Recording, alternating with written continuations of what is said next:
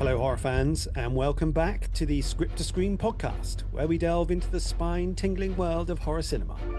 Each week, we look at the scariest scenes, unmask the deeper meanings behind your favourite horror films, and explore the psychology of fear that keeps us coming back for more. From script analysis to scene breakdowns, we'll be dissecting your favorite horror movies to see just what makes them tick. So, whether you're a seasoned horror aficionado or if you're just starting to explore the genre, join us as we unravel the spine tingling stories that haunt the silver screen.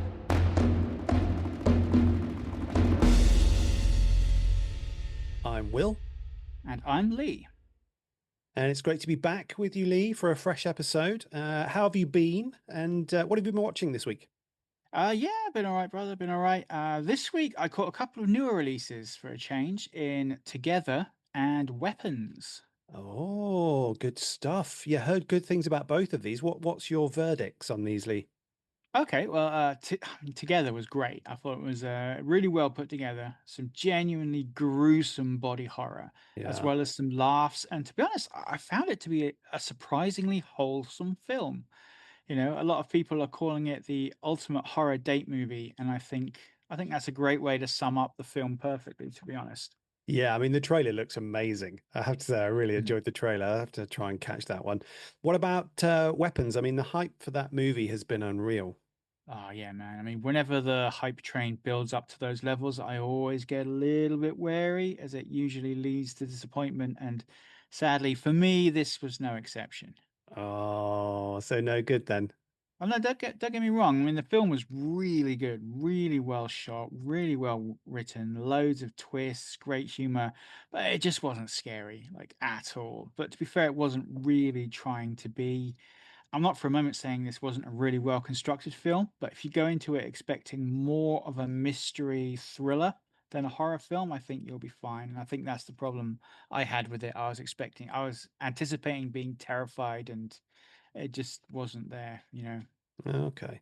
It sounds like that might be actually probably more up my alley, to be honest. Fair dues, but I mean, what about you? You watched anything good? Well, this week I did go to the cinema. I watched Superman, which I have to say is a colourful kind of enjoyment fest. I did quite Hmm. enjoy it. It was quite, kind of goofy, kind of fun. As a bit of research as well for a project I'm working on, I watched a film called The Wild Geese, which is a film by Andrew McClaglan. And get this cast, Lee. I mean, it's starring Richard Burton, Richard Harris, and Roger Moore. So it's Nice. it is an amazing cast. And I mean, the film was okay. I mean, it's not great. I did enjoy. It's in a similar vein, but there's a film called Where Eagles Dare with Richard Burton Mhm. and Clint Eastwood, and I did enjoy that one a lot more. It's not exactly the same, but yeah, yeah. So I watched those two this week. Awesome, dude. Awesome. So, what is strapped on the table for dissection this week, my man? Okay, well, this weekly we are going to be looking at the highly acclaimed Australian horror, The Babadook. Nice. I got a feeling you'll enjoy this one. It's something of a thematic powerhouse of a film. Okay, well, time will tell. So, what made you choose this particular movie for dissection, Lee? Well, shockingly, it was pointed out to me that we haven't covered any solely female written scripts yet. So I thought that was something that needed immediate attention. And this is very much a stark and realistic portrayal of the struggles of motherhood. So I thought, what better film to start with? Also, this film is a textbook example of how to layer metaphorical allegories into your writing. Fantastic. So, we'll be looking at the female dynamics and how the film layers metaphor into its characters and story. Bang on, dude, bang on.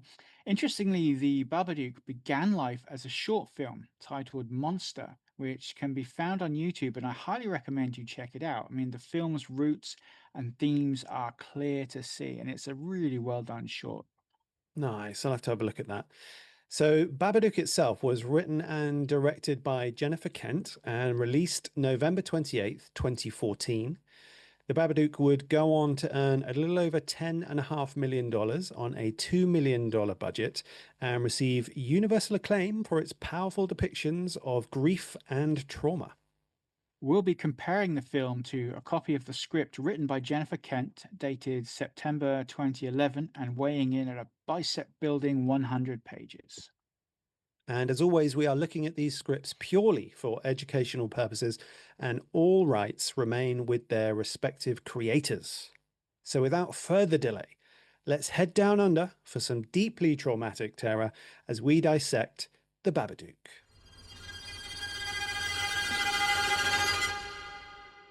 A grieving widow struggles to raise her troubled son, whose violent outbursts stem from his fear of a monster lurking in their home.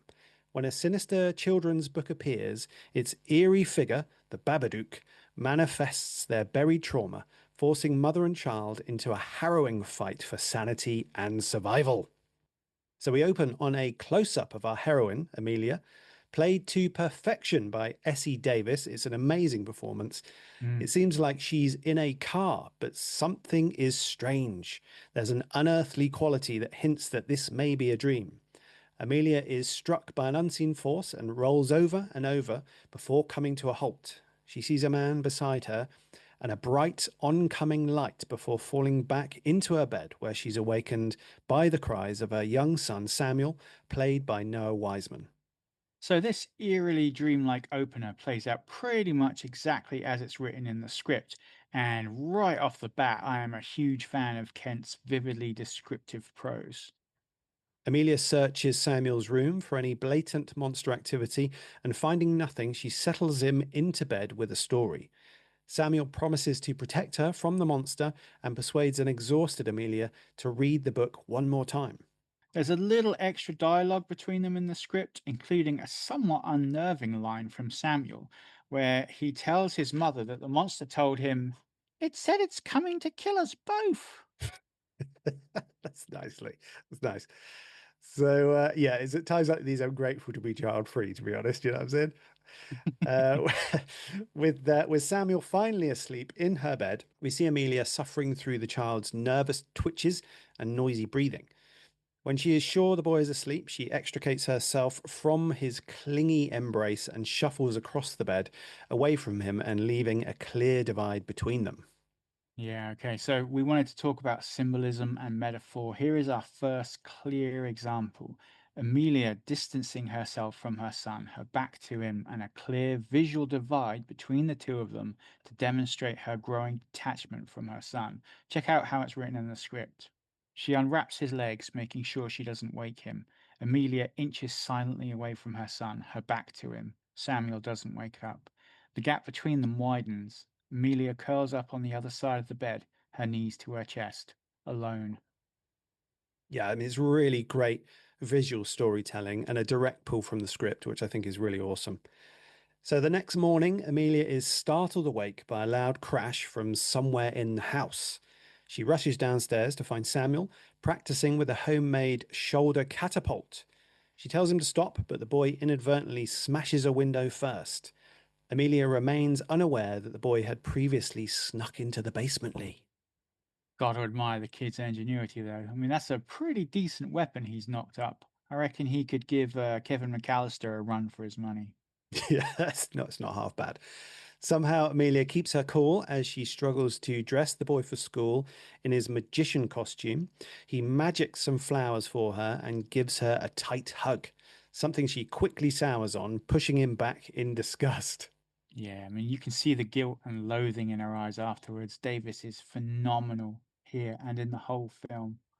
Yeah, I totally agree. So she drops the troubled lad at school, passingly concerned about the size and weight of his backpack, but already late for work. There's a brief scene in the script here that didn't make it into the film. Check it out. Interior, car, morning. Amelia has very upbeat music playing full blast in her car bubble. She sings along without inhibition, happy. She glances down, notices a small cockroach on her leg. She immediately stops singing, sweeps it away in disgust, then straight back into it, singing her heart out. Yeah, and I feel this just highlights the fact that Samuel is largely responsible, in Amelia's mind for, much of her current misery. I think it's really, really interesting. So Amelia's job, it seems, consists of working in a care home. So it appears she gets little meaningful human interaction here either. In fact, her brief interaction with fellow worker Robbie seems to be the highlight of her day before she is accosted by a superior telling her in gruff tones that her son's school is on the phone. Amelia's painfully silent response tells us this is not new or a totally unexpected occurrence. Yeah, the poor woman just cannot seem to catch a break, can she? No, indeed not. It seems young Samuel was caught wielding a homemade crossbow at school, Lee. Get in. I made a homemade crossbow as a kid out of a mug tree and some rubber bands, and it was insanely accurate. Do you know what, Lee? I can imagine that you probably, that's the sort of thing that you probably did as a kid, wandering around forests with a crossbow. Well, Samuel's teachers are far less impressed with his weapons smithying, and Amelia threatens to move him to a new school. Later in the grocery store, Samuel informs a stranger that his dad is in the cemetery and that he died driving his mother to hospital to have him. It's a real nice conversation starter there. Yeah, yeah. A pleasant and engaging young man all round, Lee. I love how just previous to this, Samuel was entertaining the woman's daughter with a magic trick, and Amelia is so visibly nervous that he's going to do something untoward and she can't get to him quick enough. After stopping off in the store, the two of them visit Amelia's youngest sister, Auntie Claire, and her daughter Ruby in the park. And if poor Amelia was hoping for more respite here, sadly it's nowhere to be found as Samuel cries relentlessly for his mother's attention. Amelia learns from Claire that Ruby no longer wishes to continue their yearly joint birthday party and wants a party of her own. And we learn that Amelia never celebrates Sam's actual birthday, i.e., the day her husband was killed. Yeah, it's another blow for poor Amelia, who is just being broken down again and again. And bless her, I don't know how much longer she's going to be able to hold on to her sanity here at this rate. Yeah. So the sisters continue their awkward conversation until Samuel somehow scales the crossbar atop the swings and balances there precariously, causing them both to bolt up in alarm. Next moment, Amelia is driving home and Samuel is wailing his head off in the back seat. Back at home, and the tied twosome encounter their elderly neighbour, Mrs. Roach, who seems to be the first person to genuinely notice and care about Amelia's exhausted state. Still, Amelia takes the time to put the old lady's bins out, which is a lovely neighbourly gesture, I feel. Yeah, absolutely. In the script, we have a brief scene of Amelia actually putting the heavy bins out, but it's totally superfluous and easy to see why it was cut. But either way, it's a nice little character beat for Amelia and shows her caring, if somewhat eager to please nature. An interesting side note here, we are currently sitting at page 19 of the script, and we've yet to hit the 10-minute mark in the film. Yeah, this is interesting. So, going by the 1 page, 1 minute rule, we're way behind on screen time. Hmm. Have there been a lot of cuts from the script? Nothing really significant. I mean, just a lot of fat trimming and excess dialogue removal, which has helped drop the runtime down to what we see on screen. Right, okay. So, a short while later, and Amelia catches her adorable little dog scratching to get into the basement, something that seemingly unnerves her somewhat. By the way, as a side note, as soon as I saw that dog, Lee, my head sunk into my hands. Oh no, man, not another dog. Anyway, the two share a silent dinner before once again Amelia is on a pre-bedtime monster hunt. Samuel chooses a book for bedtime and he picks one his mother hasn't seen before, a blood red tome entitled Mr. Babadook. It quickly becomes clear that this striking pop up book makes for a rather dark reading material, and sensitive Samuel is quickly reduced to a wailing mess. It's our first creepy moment, and it kicks off at around the 10-minute 30-second mark. And here is that scene for you as written in the script. One catches his eye. The spine reads Mr. Babadook in bold black letters. He pulls it out, runs to Mum. She takes a look at the cover. A black silhouette of a figure in a coat and top hat. It looks a little strange. Amelia continued, bemused. Where'd you get this? Samuel. Off the shelf? He jumps up, opens the book. Amelia reads. If it's in a word, or it's in a look, you can't get rid of the Babadook. It's a pop-up book. Looks like it could even be handmade. Amelia turns the page. A pair of black eyes peep out from behind a door. A tall black top hat perched on top. It looks funny. Amelia continued, if you're a really clever one, and you know what it is to see, then you can make friends with a special one, a friend of you and me. Amelia pulls the lever. A black gloved hand pops out from behind the door, waving hello. Samuel's face lights up.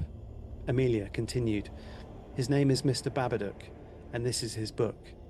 The book is beautifully done, but somehow creepy.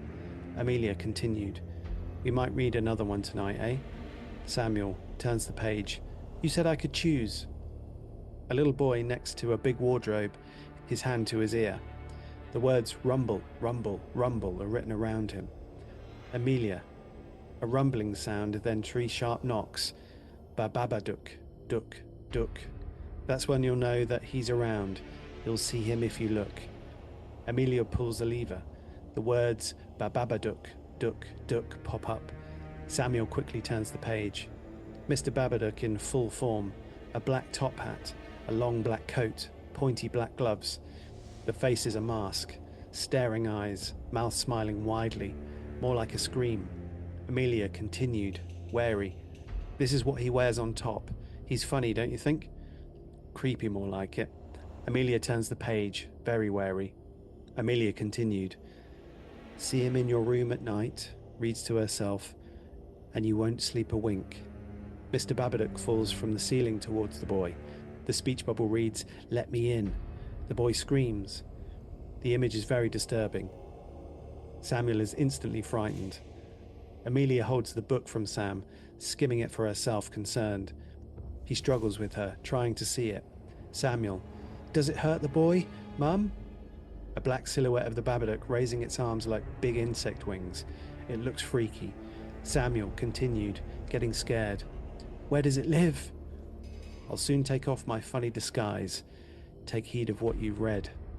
Samuel off screen continued, anxiety rising to fever pitch. Does it live under the bed, Mum? And once you see what's underneath... Samuel continued, starting to cry. Mummy! She turns the page. Just black text on a white page. You're going to wish you were dead. She shuts the book quickly as Samuel's cries escalate. Yeah, so combined with the creepy visuals of the beautifully designed pop-up book, it's no wonder this freaked the poor kid out, right? Absolutely, absolutely. I mean, it's such a striking and now somewhat iconic prop. Interesting factoid for you. Director Jennifer Kent launched a Kickstarter campaign to crowdfund the production of a limited edition pop-up version of the Mr. Babadook book from the film. I, for one, am gutted that I missed out on the chance to pick one up. She even signed most of them too. And final tidbit, Babadook is actually an anagram for a bad book. Oh, interesting. Interesting. Yeah, I mean that would be an amazing, thing to own if you're if you're into nightmarish, bleak as fuck kind of pop-up books. That would be really nicely. But no, I mean, in all seriousness, I think that's a really cool thing for a creator to do, though. Total fan service. Love it. Okay, so back to the film. And Amelia desperately tries to soothe a freshly traumatized Samuel to sleep with a different story with little success. When the boy finally nods off, Amelia re examines the sinister book before stashing it high up on an old wardrobe, hopefully out of reach of tiny hands. I'm sure that's the last we'll see of that. Hmm. Well, with the book stashed away and Samuel finally sleeping, Amelia settles down for some late night TV, where some midnight romances get her in the mood for some self lovely.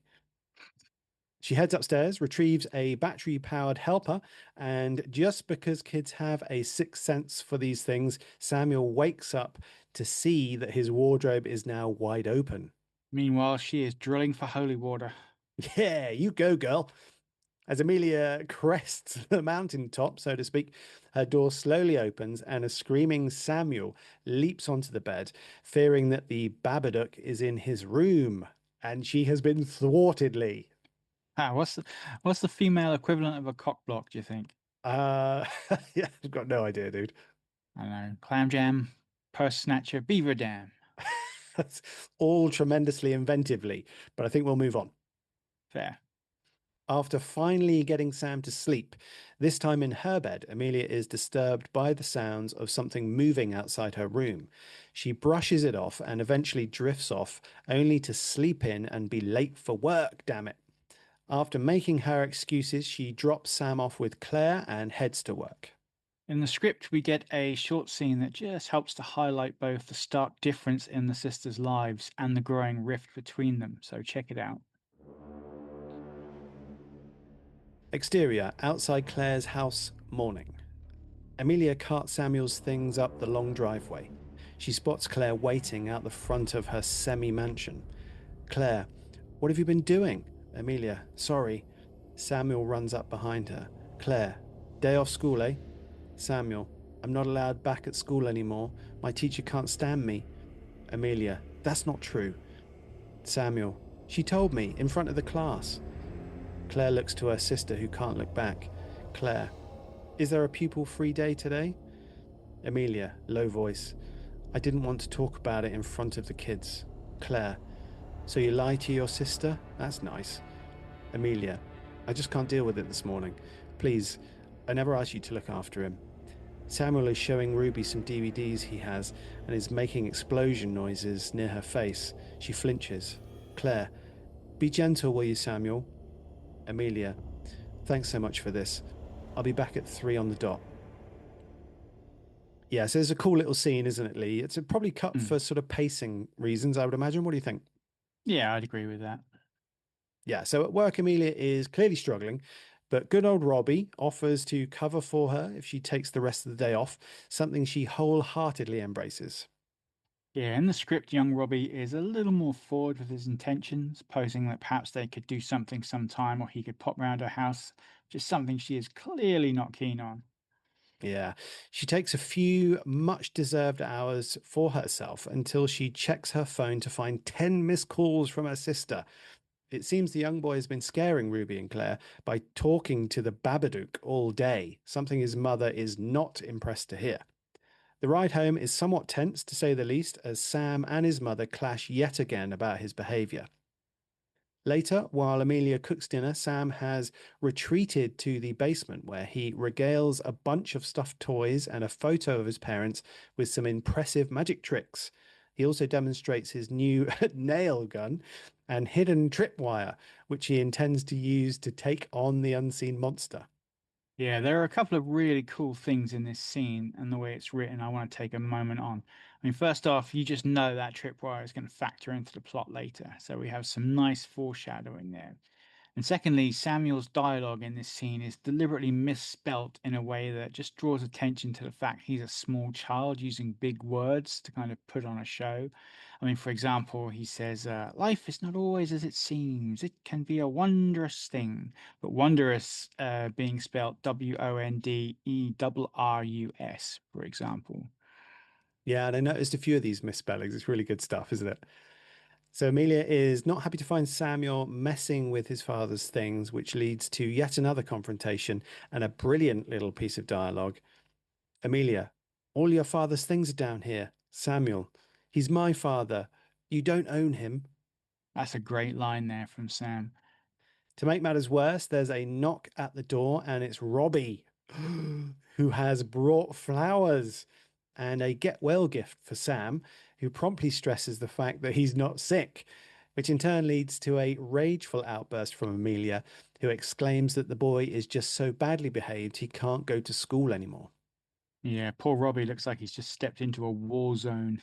In the script, the scene runs a little longer as an enraged Amelia just kind of forcefully asks for him to leave. Yeah, back away, Robbie. Back away. So back on the screen, Amelia heads down to the basement and is distraught to find all of her husband's things scattered across the floor. The hits keep coming as mother and son enjoy some disgusting looking soup, only for Amelia to find hers has been spiked with broken glass.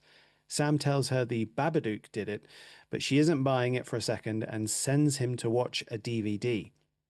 Shortly after, she finds a photograph of her and her late husband on her bed, their faces deformed with permanent marker. On confronting Sam, the boy races for his makeshift weaponry, pushing his mother down when she tries to stop him and screaming, Do you want to die? Just before this in the script, we get this scene that didn't make it to the film. Stairs. Amelia trudging up the stairs. She sees the back of Samuel running into his room. He shuts the door behind him. Odd. Amelia's room. Amelia catches sight of something shoved under her wardrobe. She bends down to have a look. It's a hammer. There's a broken glass next to it, shards of glass on the carpet. Her throat tightens. So, why do you think this was Cutley? I think maybe it insinuates too heavily that Sam put the glass in her soup. I mean, maybe they wanted to keep things a little more vague. I'm not sure. What do you think? Yeah, I think I'd agree with that. Yeah, I think Hmm. that's right. So back on screen, and poor Amelia is balancing on a knife edge as Sam wakes to find his wardrobe wide open once again. A massive crash sends Amelia running for his room, where she finds the massive wardrobe has toppled over and Sam is frozen in fear, wailing, "Don't let it in! Don't let it in!" over and over. And she spots the chilling red book lying nearby. So it's a creepy scene, clocking in at around the 25 minutes 30-second mark. In a fit of rage and frustration, Amelia tears the book to pieces and tosses it in the bin outside. In the script, there are a few short scenes of Amelia tossing the book down the stairs, settling Sam back to sleep, and taking a bath. These are all missing from the film. Yeah, so pacing, do you think? Yeah, definitely. I mean, we have the reappearance of the book, and then two brief scenes of Amelia doing things unrelated to the book, and then back to the book once again. It flows so much better going straight from finding the book to destroying it in the next scene, I think. Yeah, agreed. Also, end of Act One here. Yeah, so reading the script, I thought possibly the end of Act One might be Amelia putting the book on top of the cupboard a little way back, but this makes Hmm. much more sense. So yeah, I'd agree. So again, Amelia hears something moving through the house at night, but does her best to ignore it. The next morning, it's Ruby's birthday party, and things don't get off to a good start as Amelia snaps at the middle class mum squad who inadvertently talk down to her, much to her sister's annoyance. Yeah, if you thought that was uncomfortable, things are about to get so much worse. Oh, yes, they are. So while Amelia and Claire clash over Amelia's unwillingness to move on with her life after her husband's death, Ruby finds a scared Sam hiding in her treehouse and starts on him about how his dad died because he didn't want to have to live with him. Quite the douchebag move from Ruby there, I think. Yeah. Uh, things go from bad to worse between the two sisters as Claire snaps that she never visits because she can't stand being around Samuel. And when Amelia retorts, Claire states that she knows Amelia can't stand being around him either. Then things go from worse to cataclysmically as an enraged Sam shoves Ruby from the treehouse, causing Ruby to smash up her face pretty badly. Yeah, not gonna lie, the kid kinda had it coming. Once again, endorsing child violence, Lee. Tut tut. Well, endorsing is a little strong, maybe. Yeah, maybe. Fortunately, Lee, I tend to agree. Dick move from Ruby there. So things don't improve for poor Amelia as Sam continues to scream and wail on the drive home until she loses her composure and screams back, "Why can't you just be normal?" As if on cue, the little guy sees something that triggers a seizure and cue a trip to the doctors. Little side note, Lee, at this point in the film, I was thinking there's a lot of really fucking annoying child screaming in this film up to this point. You know, my tolerance for which is slim at best. And it was kind of like dinner time at a rundown Burger King. You know what I'm saying? Like I was starting to Yeah. get a little worried that I can't actually last the course. Anyway, the doctor sums it up as Samuel's brain overheated as a result of his high levels of anxiety, and Amelia convinces the doctor to reluctantly prescribe the boy some sedatives to help him sleep. More for his mother's benefit than anything else, I think. Chemical Parenting 101. Yeah, boy. And Amelia doses up the disturbed boy and reassures him that she will protect him. She then retires to her room and falls into a deep and rejuvenating sleep. The following morning, she wakes to find Sam still fast asleep, and for the first time in a long time, it seems there could be light at the end of the tunnel. Lee. The knock at the door stirs her, but upon opening, there is nobody there. She returns inside, but again the door knocks, and louder this time. She opens the door to find Mr. Babadook sitting on her doorstep. She snatches up the book and heads inside. She examines the book to find that the torn pages have been meticulously glued back together. And not only that, Lee, new pages have been added. Whoa. I mean, this is pretty much word for word as it is written in the script. Check it out. Interior, lounge room, morning. Amelia flips through the book, becoming more frightened as she goes. She finds a new page with large, angry words. I'll wager with you. I'll make you a bet. The more you deny, the stronger I get. She flips the page. The boy in the bed has been replaced by a screaming woman. She looks like Amelia. The Babadook drops down over her, the words, "Let me in," flying out of its mouth. Amelia flips the page. The woman stands with arms outstretched. The Babadook's shadow rises behind her. You start to change when I get in, the Babadook growing right under your skin. Amelia's hands shake as she fumbles for the next page. Oh, come see what's underneath. She turns the page. A huge shadow envelops the woman as she snaps the neck of the little white dog. The dog looks exactly like Bugsy. Amelia flips the page, not wanting but needing to see. The woman strangles the boy with her bare hands. The shadow holds her arms, forcing her to it. Amelia flips the page. An image of the woman, her mouth open in a terrible scream. She slits her throat. Blood spurts everywhere.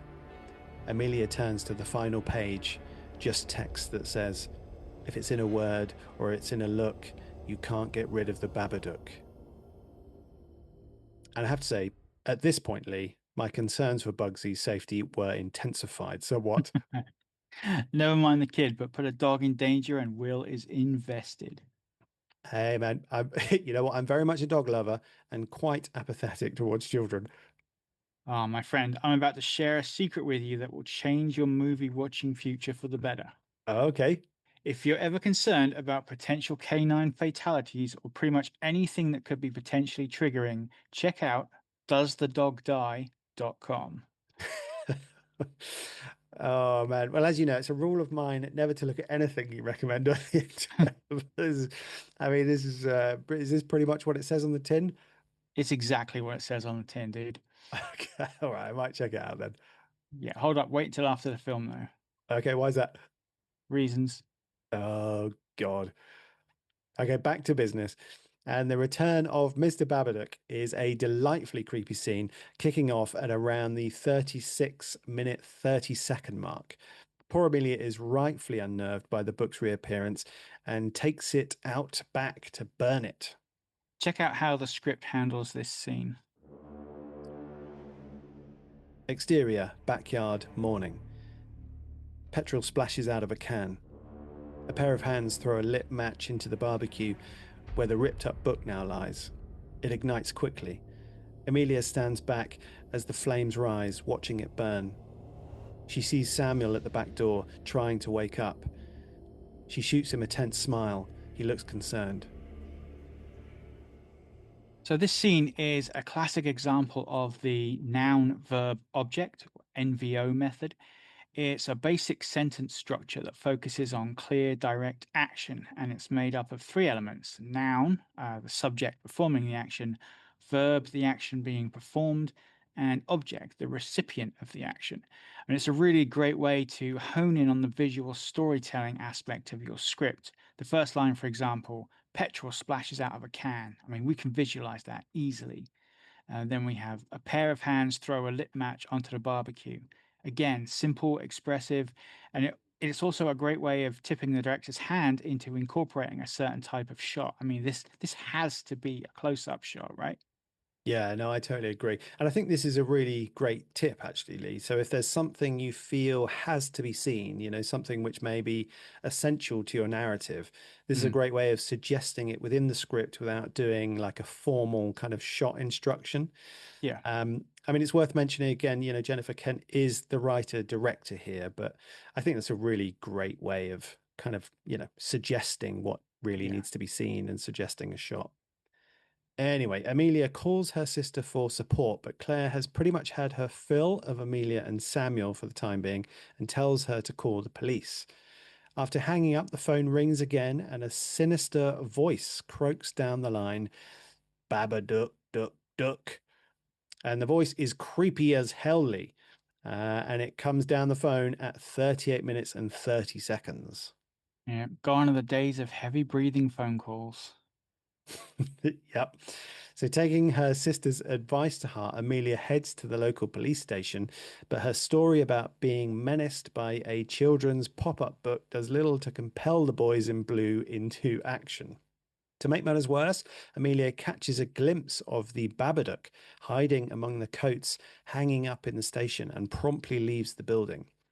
It's another great little understated scare, clocking in at around the 39-minute 40-second mark. In the script, we get a brief scene of Amelia leaving Sam with her kindly neighbor before heading off to the police station. Yeah, we lost nothing by cutting it and kept the momentum going from the phone call, so I can see why they left that out there, Lee. Yeah, me too. Later, while washing up, Amelia notices cockroaches coming from behind the fridge. She pulls the old appliance out and investigates further to discover a hole in the wall filled with swarming cockroaches. Now, if you don't like insects, this scene is gonna bug the hell out of you at around the 41-minute 30-second mark, and it triggers a reflexive cleaning impulse from a distraught Amelia. Another knock at the door. This time it's a couple of social workers performing a welfare check on the two of them. Things don't get off to a great start as Samuel proclaims that I'm a bit tired from the drugs Mum gave me. Way to go, kid. I did laugh at that scene. That's really funny. Things don't improve as Amelia shows them the hole behind the fridge, only now there is no hole. Sensing things are not right, the worried welfare workers announce they'll come back in a week's time. That night, as Amelia washes the dishes, she glances over into kindly Mrs. Roach's living room to see the delightful dear watching TV with the Babadook standing over her. It's another beautiful little scare, clocking in at around the 44 minutes and 20-second mark. That night, an increasingly freaked out Amelia keeps Samuel in her room, but is repeatedly disturbed by strange noises.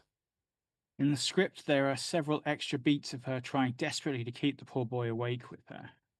Sleep evades her until her bedroom door slowly opens and the Babadook creeps inside and crawls across the ceiling. It's a really horrifying scene at the 47-minute mark, and it's our best look at the titular monster yet. Yeah, I think it's worth taking a moment to here to talk about the monster design used in the film. I mean, Kent was heavily influenced by German expressionism. I mean, films like Nosferatu, Cabinet of Dr. Caligari. That's the Babadook's striking silhouette. It's all like angular shapes and unnatural movement. It is kind of like this creature stepped right out of the era of silent film.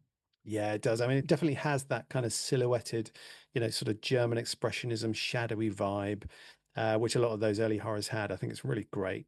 Mm. And I think the unnatural movement of the thing is or sort of sped up movement is something Kent uses, to pretty good effect throughout the film too, with Amelia.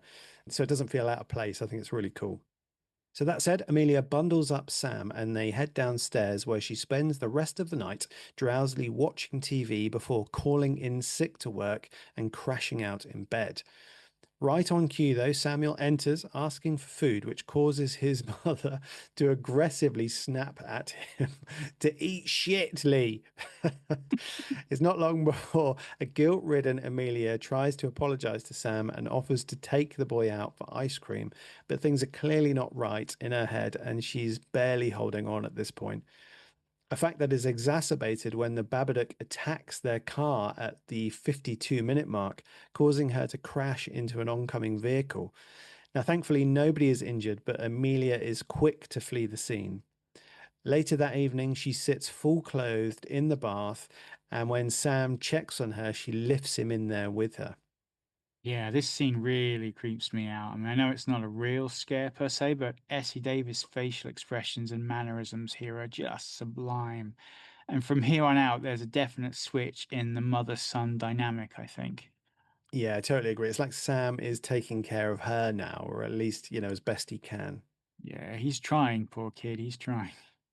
So Amelia wakes up in the night to an unearthly whispering sound. She follows it downstairs to find Sam on the phone to Mrs. Roach, asking if they can stay. To say she is furious would be an understatement, Lee. She takes the phone, assures their matronly neighbour all is well, and then removes the batteries from the phone and cuts the landline with a large kitchen knife, which she then threatens Samuel with. And while not overtly scary, the scene is genuinely disturbing and kicks off at around the 56-minute mark. As Amelia locks down the house, Sam uses the distraction to prep and stash his makeshift weapons. Yeah, poor little guy is gearing up for war big time. Yeah, it's not looking promising for him at the moment, to be sure. Come bedtime, Amelia insists he takes his sleeping pill, but the wily little wizard palms it on the sly so he can retain his wits for the battle to come. Later in the evening, Amelia is zoned out in the living room watching creepy old cartoons. She glances over to the couch to see Samuel, a bloody mess, dead. She leaps up in shock, only to find it was a hallucination. Sam is alive but terrified, and she is standing over him with the kitchen knife in hand. It's a brutal fright at 59 minutes, 40 seconds. Yeah, I mean, despite being something of a fake out, the addition of her standing over him with the knife adds that extra bang for your buck and more than justifies the cheap scare, I think. Yeah. Now, a distraught Amelia seeks comfort from Bugsy, but the little dog is having none of it and wants to be as far away from the woman as possible. Run, Bugsy! Don't come back! It's a horror movie, so you're fucked. Okay, so later, as the boy seemingly sleeps on the sofa, the small dog straddles him protectively, his eyes never leaving a shaken Amelia, who continues to indulge her habit of watching the creepiest shit she can find on television, including a news report about a mother who stabbed her young son to death. As the camera zooms in on a window, Amelia sees her own face staring out of it at 1 hour, 1 minute, and 40 seconds. Yeah, in the script, the news report is about a boy who stabbed his sister, but otherwise the scene remains largely the same. Amelia comes around to find a sleepwalking Sam telling her to wake up. He then wanders down to the basement and she quickly follows him, only to find it brilliantly lit and her husband Oscar waiting for her. They embrace, and for a moment she is overcome with joy until he tells her that they can all be together if she brings him the boy. She backs away, the basement darkens. Oscar repeats the words, now distorted, "Bring me the boy, bring me the boy." She flees back upstairs to the house just as all the lights go out and an eerily familiar sound causes her to slowly turn. From the shadows behind her, the Babadook emerges and advances on her at 1 hour, 4 minutes, and 30 seconds. She flees upstairs and barricades herself in her room, but there's no respite from the creature as it descends from the fireplace, drops its massive coat, and seemingly possesses Amelia in a brutal attack. And as terrifying and brutal as this whole sequence is in the film, it's even worse in the script. Check it out. Interior Samuel's room, night. Amelia grabs a chair and pushes it under the doorknob, stumbling backwards towards the fireplace. An awful silence, just the sound of Amelia's breath. Something falls down the chimney and lands in the hearth right next to her, a black top hat. Amelia goes into a panic attack. She crawls back towards the door, but her movements are slow and tortured. She can hear something huge and hideous travelling up the wall behind her, then onto the ceiling overhead. An insect-like sound fills the room. Amelia can't bear to look up, lying on her stomach, frozen with terror. Something drops down nearby, a black coat. Amelia starts to hyperventilate. A terrible noise, flesh ripping from flesh. Something drops inches from her face, the ripped-off face of the Babadook, nothing but a hardened mask. Black, sticky blood oozes from its edges, from the holes where the eyes should be, the mouth open in a permanent scream. In spite of her terror, Amelia forces herself to look up to the ceiling for a split second in disbelief. A huge shadow fills half the ceiling, a hideous shape with outstretched wings, like an enormous bat. Amelia immediately looks away. She holds her breath, tensing up, belly to the ground, beyond terror. Amelia, over and over, "It isn't real, it isn't real, it isn't real, it isn't real." There's an unbearable screeching sound. POV from high on the ceiling, something rushes straight down towards Amelia's back at lightning pace. Amelia's eye in extreme close up, a huge bang, a terrible scraping, ripping sound. Her pupil bleeds outward till the whole eye is completely black. Yeah, so pretty damn horrifying, isn't it? Yeah. And to quote from the Babadook book, I'll soon take off my funny disguise. Take heed of what you've read. And once you see what's underneath, you're going to wish you were dead. And that's what the creature is doing in this scene. It's taking off its funny disguise. And it seems the stakes are now set for the final showdown. So, what do you think? Start of Act 3? Yeah, man, faux show. Okay, so Amelia watches more creepy TV. I mean, what is she doing at this point, Lee? Watching Yeah, It's she's not taking crazy. good care of her mental health here, is she? Oh, Put Sound of Music on or Teletubbies or I know, something. right? What are you doing? Okay, so she's definitely not okay. Her body twitches and she is close to hyperventilating. Bugsy starts to bark at her and her face snaps to the little dog. The two stare off, and then she bolts for the little animal, snatching it up and viciously breaking its neck at 1 hour, 6 minutes, and 30 seconds. And Lee, I mean, man, what the hell is going on with horror movies and dog killings? I mean, seriously, there seems to be a hugely unnecessary amount of needless dog killing in these films. Everybody loves a good boy or girl, and I guess it's a surefire way to get your audience invested is to put a pup in danger. Mm. Well, I have to say, it makes me slightly suspicious of horror writers, Lee. That's all I'm saying. I don't think I've ever offed a dog in a script. At least not. No, I have actually. I've killed several. So I just remembered. Unbelievable. Um, anyway, just before the brutal puppicide in the script, Amelia climbs up onto the TV and pisses all over it while watching America's Next Top Model. Yeah, I mean, to be fair, If you're going to piss on something, yeah, that's right, isn't it? So back in the film, and a completely lost Amelia rips out the molar tooth that has been paining her throughout the film to this point and stalks back to the living room where she glimpses Sam watching her through the banister. The two lock eyes and she scrambles up the stairs for him, but the boy is able to lock himself in his mother's room. She tries to trick him into opening the door by telling him Bugsy is hurt. yeah, no shit. Yeah, Bugsy dead. But the boy isn't falling for it. So she starts to batter the door, climbing up onto the door frame and kicking the door like an enraged monkey at 1 hour, 8 minutes, and 30 seconds. I love this shot. It is just so unnatural and unexpected. Yes, totally bizarre. So inside the room, she locates her son and screams at him before floating across the room and telling the boy she dreams of bashing his head against the wall until his brains pop out. So it's good motherly stuff there, I think, from Yeah. Amelia. She's doing well right now. Sam isn't backing down, though. He screams that she is not his mother before disorientating her with fireworks and making his escape. She chases him into his room, where he counterattacks by shooting her in the arm with his makeshift crossbow and landing a direct headshot with his catapult. Again, it's just enough to allow him to escape, but one can't help but feel this kid is running out of options. Yeah. In the script, the catapult proves to be somewhat ineffective, so he puts two crossbow bolts into her shoulder.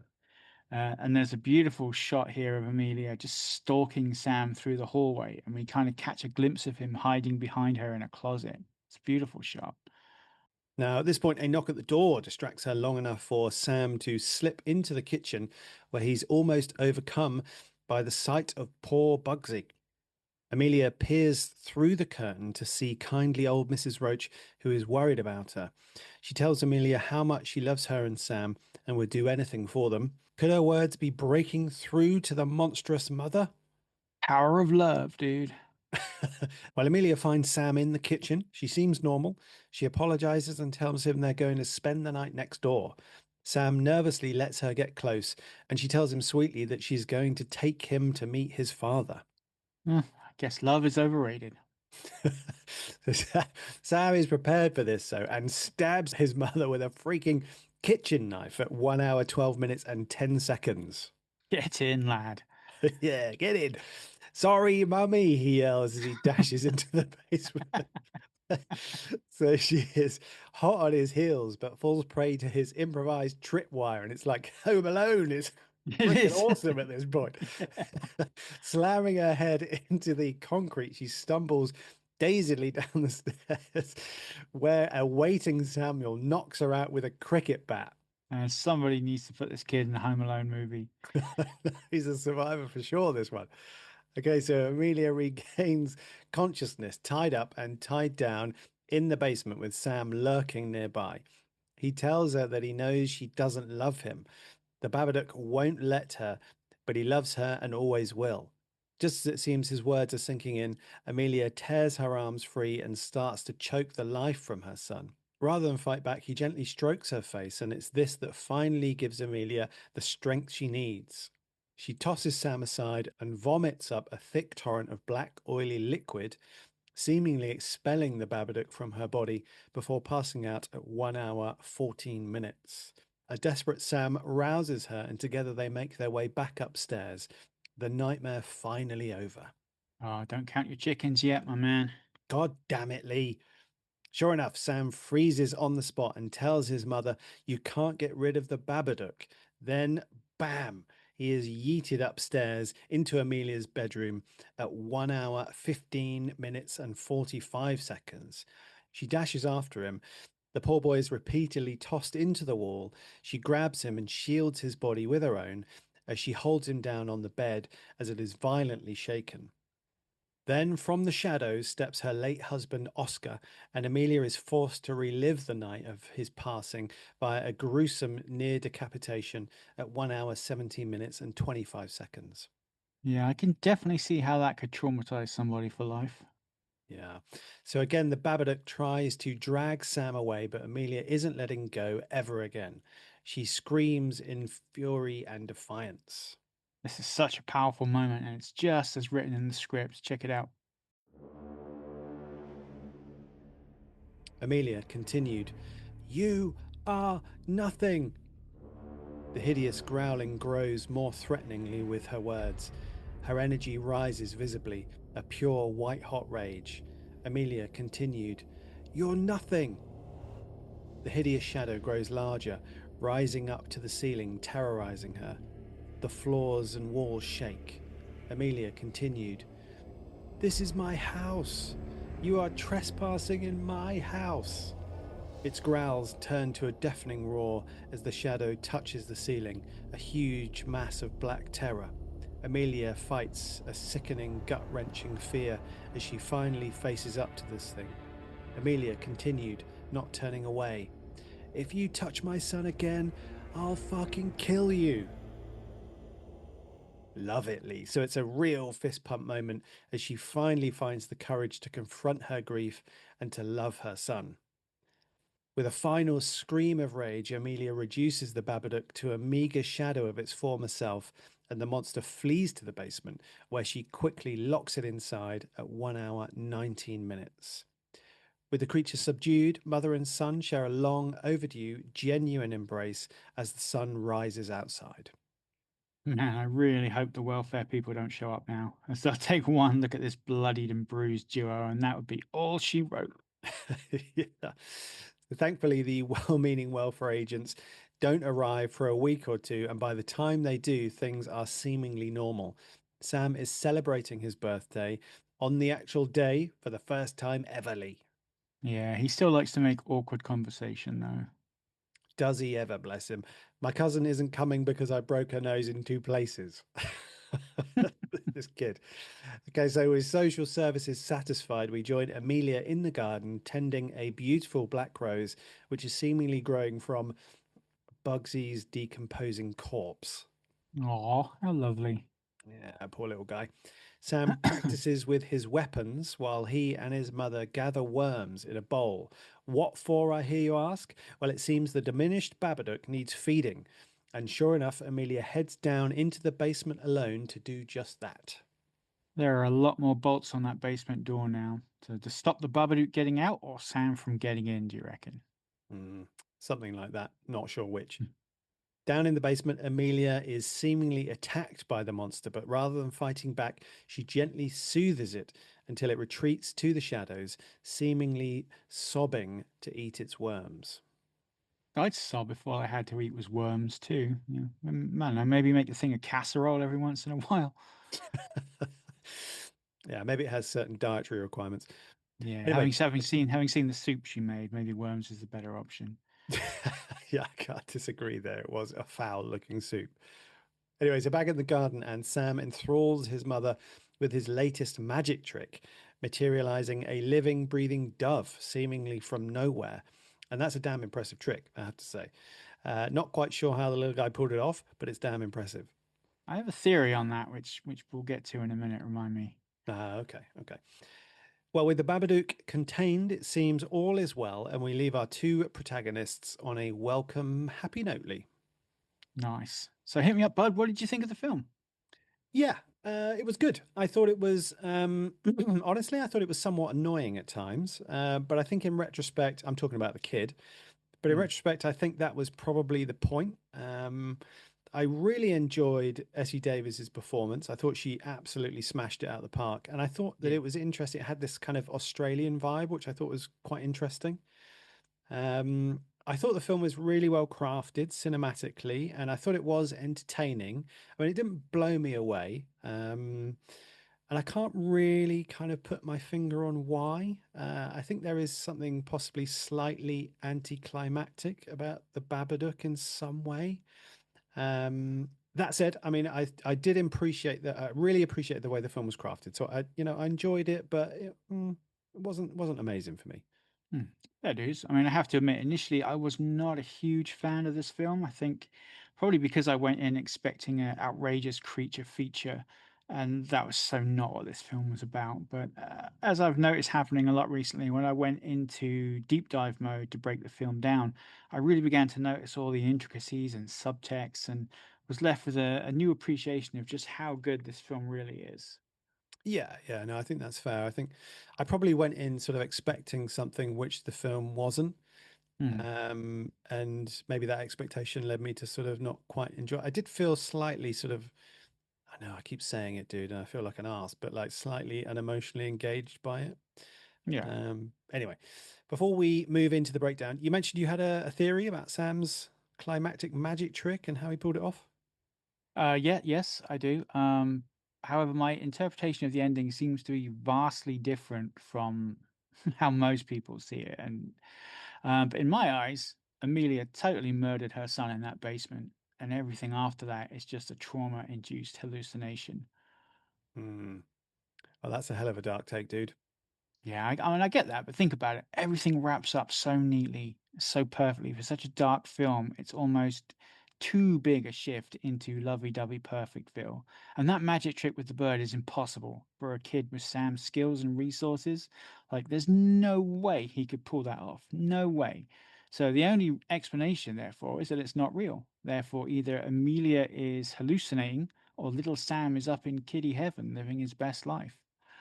Yeah, that is really quite bleakly, but I do like it. I do I have to say, Matt, when that trick happened, I was like, what the hell? Like Yeah.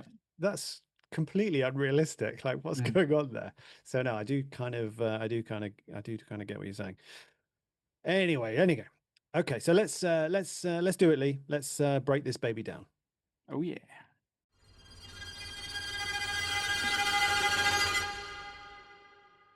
So, as I'm sure you're all aware, we begin the breakdown with a retrospective look at our reasons for choosing the film. So, Lee, tell us.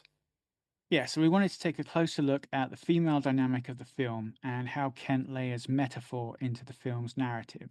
I mean, looking at the dynamics, this is one of those films that I feel couldn't have been made by a man. I mean, it's a raw and exposing look at motherhood and grief told through a decidedly female lens. Yeah. So, I think, there are aspects of, I think there's aspects of motherhood and the female sort of interaction which are woven into this film, which are probably, best brought to life by a female sort of writer and director. I do think you don't necessarily have to have kind of lived experience to make a good film about a topic. I think there's so many kind of good films made by sort of females about males or from Mm. males about, females. And I think, a good filmmaker can make a film which is engaging and well-rounded and psychologically sort of truthful and accurate. And that's generally a collaboration as well. Yeah. So I think, yeah, like I say, I'm a little bit sort of wary of saying that only a female could make this film, but yeah, maybe that's just me. Fair do. No, that's fair do, mate. So onto the metaphorical allegory. I mean, the Babadook, as I'm sure it is a physical manifestation of Amelia's grief and unresolved trauma at the loss of her husband. I mean, this emotion is so powerful in her that it has prevented her from truly bonding with her son. And the symptoms of the creature even correspond to those of grief and trauma. I mean, for example, the Babadook can't be killed. I mean, you can't defeat grief. You can't. You can't get rid of it. It's something that will be with you forever. It gets stronger when ignored. Avoiding acknowledging and dealing with your trauma will just make it worse, whereas feeding it keeps it docile. So, ongoing acknowledgement is a necessity for kind of living with loss and trauma and pain. You have to kind of accept it, acknowledge it, and deal with it. I mean, Amelia has spent over half a decade avoiding her grief, avoiding her son on an emotional level, which has caused countless behavioral issues in the boy, which in turn has served to isolate her more and more. And she is basically trapped in a cycle of emotional self-abuse from which she cannot escape until she confronts and deals with her feelings. Yeah, so I think this is, where the film really shines. The antagonist Kent has created is a direct metaphor for the protagonist's kind of internal struggle, right? And I think this is a really good example for writers of the dynamic between protagonist and antagonist. Hmm. So ideally, you want your kind of antagonist to correlate to your protagonist in a way that challenges them to their core, and reflects or challenges something about their internal or external want or need. Hmm. And I think this is really great in this film. I think one thing also worth mentioning is the film's color palette. It has a really sort of muted kind of color palette, almost kind of a black and white feel to a lot of it. And I think again, this is sort of metaphorical as all the kind of life and color seems to have been sucked out of Amelia's life. And the one thing, the one time we do see vibrant color is the shot of these sort of purple flowers on a tree after the Babadook has been kind of dealt with. And this isn't really sort of referenced in the script per se, but it does show Kent's kind of skill as a director, I think. Hmm. Okay, so let's look at our characters. Are there any introductions that stood out to you as particularly effective or memorable? I really like Sam's intro. I mean, it's so simple, but the words chosen sort of describe him perfectly. Check it out. She sees her 6-year-old son, Samuel, bedside. He's small for his age, intense, a panicked look on his face. I just think that sums up the kid perfectly. I Hmm. mean, how about you, bud? I enjoyed the descriptions Kent did when we first meet the old people at the old folks' home. So this is not, I mean, it's not introducing any sort of major characters, but it did, like, it did make me chuckle at the imagery that it evokes. Hmm. So check this out. Interior nursing home morning. An ancient woman, sleeping face, her mouth hangs open. Another very old lady, her head in her shaky hand. Cheery music plays in the background. Despite this, the atmosphere is funereal. An elderly man without his teeth in. He watches Amelia as she arrives with a warm smile and 2 cups of tea. I really enjoyed that. I don't know why. It's kind of sad, but It I does it kind does of paint a enjoyed it. really, really good picture, to be Yeah, fair. just it's very evocative. Okay, so before we break down the scarology, did you have a scariest moment, Lee? For me, I think most of the scares came from Amelia herself, when she was starting to break down and just be overtaken by her trauma. I found her much scarier than anything or any sort of appearance of the Babadook. But I think the scariest bit for me was just after Amelia is possessed and goes full on rage machine, kicking in Sam's door.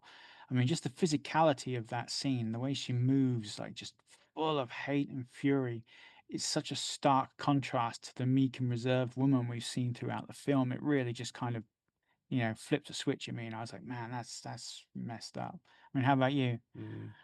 No, I mean, in sort of retrospect, I agree. I mean, I think there's not really anything particularly sort of scary in the film, I don't think. except for kind of Amelia's sort of, the drama of Amelia's journey, right? Yeah. She's, sort of Essie Davis does this amazing performance, and Yeah. It that's really is amazing. throughout is quite disturbing. Just the sort of the drama of that, I think. But I think probably for me, I don't know whether it's the most scary thing, but certainly the most disturbing thing for me, Lee, was little Bugsy getting his neck broken. I mean, it's pure sadism. Again, in a horror movie, a dog Yeah. bites the bullet. What the fuck, dude? It's definitely one of those films that either gets under your skin or it doesn't, I think. Kind of like the Babadook itself. Yeah, yeah, yeah. But I guess I suppose it's one of those things where you have to kind of, unless you've kind of experienced some form of loss, Mm. that has that sort of emotional impact, maybe it sort of works on another level. Yeah. I just it feels like a very personal film to me. Mm. And I know, like, Jennifer Kent, she has retained the rights to the Babadook franchise, Yes. and there's not been Yeah. another one, No. and I don't No. think there will be. So I think that No. speaks to a sort of a personal maybe dimension. I don't know anything about Mm. history, but a personal dimension to this franchise or this Yeah. film, which possibly I think it acts on another level. Maybe if you have some sort of grief, possibly, or something like that working in your Yeah. system. Okay, well, so we're going to talk about the scarology. So first of all, yes or no, Lee, does the film more or less conform to the 10-minute rule? I'm going to say yes for this one. Okay, let's break it down then, dude. Okay, so our first creepy moment hits the timer at 10 minutes and 30 seconds with the first appearance of one very bad book. Then it's the Babadook in the wardrobe at 25 minutes and 50 seconds, followed a little later by the return of the book at 36 minutes and 30 seconds. However, from that point, things pick up considerably as we get the crank call at 39 minutes and 30 seconds, the Babadook stalking Amelia in the police station at 39 and 40. Then it's that horror classic Cockroaches in the Wall at 41:30 and the Duke stalking poor Mrs. Roach at 44:20, and then we get to 56 minutes. Amelia is really starting to lose it. She sees herself on TV at 1 hour, 1 minute and 40 seconds before becoming fully possessed at 1 hour, 4 minutes and 30 seconds. Poor Bugsy bites the dust a couple of minutes later at 1 hour, 6 minutes and 30. And then Amelia batters down the door at 1 hour, 8 minutes and 30 before Sam fights back at 1 hour, 12 and 10, leading to his mother's impromptu exorcism at 1 hour and 14 minutes. But we're not done yet, though, as the creature snatches Sam away at just after 1 hour and 15 minutes, forcing Amelia to confront her husband's death at 1 hour, 17 minutes, 25 seconds before finally subduing her demons at 1 hour, 19 minutes. Awesome. Well, let's break down the acts for you. So we have a slow ball start with our first real creepy moment hitting the ground at around the 10-minute mark. But then it's a good 15-minute wait for the next one at the end of Act One, giving us two creepy moments in an otherwise fairly subdued first act. Things pick up pace in Act Two with our first scare clocking in at just over 10 minutes later. We then get three snappy frights in under 10 minutes before a 10-minute respite. Then it's two more brutal scares, only a few minutes apart, before we barrel into Act 3. Here we are blasted with seven scares in under 15 minutes, leaving us exhaustedly by the time those Hmm. credits roll. So, what does that leave us with? Well, it's a slow burn start, which serves to illustrate the poor mental and social state of our protagonists. Things escalate in Act Two with more scares and higher stakes before the final act beats us down with a constant barrage of frights. Fantastic. I mean, do you have any thoughts on the themes at work here? Yeah, I mean, grief, trauma. Yeah, trauma, trauma, trauma in a nutshell. I mean, if we're going off the classic Parker themes, then, Sam has a definite desire of love and validation. Amelia, I'd say, is fear of the unknowable. I mean, she needs to face and process the death of her husband, but her fear holds her back from this and takes a huge toll on her physical and mental well being. Yeah, yeah, I'd agree with that. Yeah, that's great. And what, if anything, do you think you've learned from the script, Lee? One thing that really struck me about this script is that Kent uses a lot, and I mean a lot, of parentheticals, which is something that I know you and I have been taught to keep to the bare minimum. Yeah, so I picked up on that as well. But I mean, to be fair, it's a writer sort of director combo, so Kent can pretty much, have free reign here, I guess. Yeah, the much coveted writer-director combo. One day, my friend, one day we shall achieve such heights of wonder. But in all seriousness, do you think Kent overdoes it a bit here? It didn't really throw me, honestly. I mean, there are sort of times and places for kind of parentheticals, and you could maybe argue that this script has a little too much, but I didn't find it in any way kind of annoying or distracting. Did it bother you? I mean, did it sort of pull you out? Um, I think the main thing was I just kept noticing. Once I kind of became aware of how many there were, I kept kind of, oh, there's another one. Oh, there's another one. Yeah, There's another one. You know what I mean? And yeah. yeah, so a little bit, but it was there was nothing like major about it. But And I we, did find myself noticing everyone and just kind of keeping subconscious track of it. yeah. I mean, I get that when read people's names, in dialogue, and people keep Mm. saying people's names. Did you think like that you would, the learning from it though, would you sort of reduce the number or did you I think of think any so, sort of, yeah. Yeah. yeah, I try not to use many parentheticals as it is, but yeah, I will definitely use keep a less little than eye this? on how many I use from now on. Yeah. That's Just fair be like, enough. okay, do I really need that here? Do I really need that here? Yeah, yeah, yeah. I think it's like with everything, you can use like parentheticals, you can use beats, but there are other and often better ways that you can infer that kind of tone. Yeah, But if you're just trying to get it on the page and just bang it out quickly, then yeah. yeah. Okay, cool.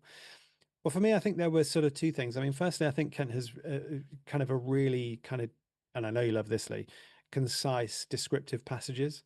Mm, They're one or two lines for the most part, and the script really kind of skips along, I think, because of it. And what also struck me was how polished the script felt with regards to what appears on the page compared to what appears on the screen. yeah. As we said, Kent's a writer director, so you would kind of expect that, I guess. But that said, if a script has this little sort of wastage of what's in the script and what appears on the screen, that to me says it's been really well crafted, really well polished, and just awesomely kind of structured. So the learning for me, I guess, was to aim for, zero waste, kind of by taking your time to plan and structure the story beforehand, I think. Mm.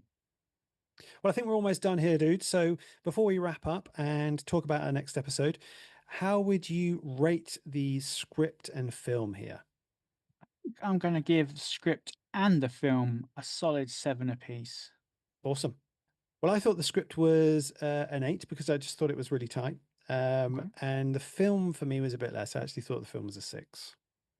Okay, fair enough. So that gives us 15 out of 20 for the script and 13 out of 20 for the film. Is that right? Yeah, that's about right. Okay, Lee. So what's on the agenda for next time? Next time on the Script to Screen podcast, in our season two finale, we will be looking at the film that originally put Will off of horror and reduced him into a quaking mess, the modern classic 28 Days Later. Yeah, good stuff. Well, I just saw 28 years later at the cinema. Brilliant. Is it good? So I haven't seen it yet. it was pretty good actually. But looking at that, it's kind of feels kind of tame.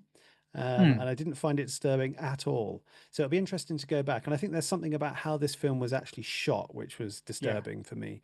But we'll get into that next time. So looking forward to that Brilliant.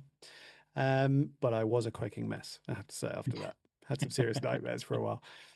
If you enjoyed the podcast, please hit like and subscribe and do go and check out our socials. Feel free to drop us a line at scripttoscreenpodcast.com. We always love hearing from you guys. But until next time, do take care. Don't let it in and keep writing those scares.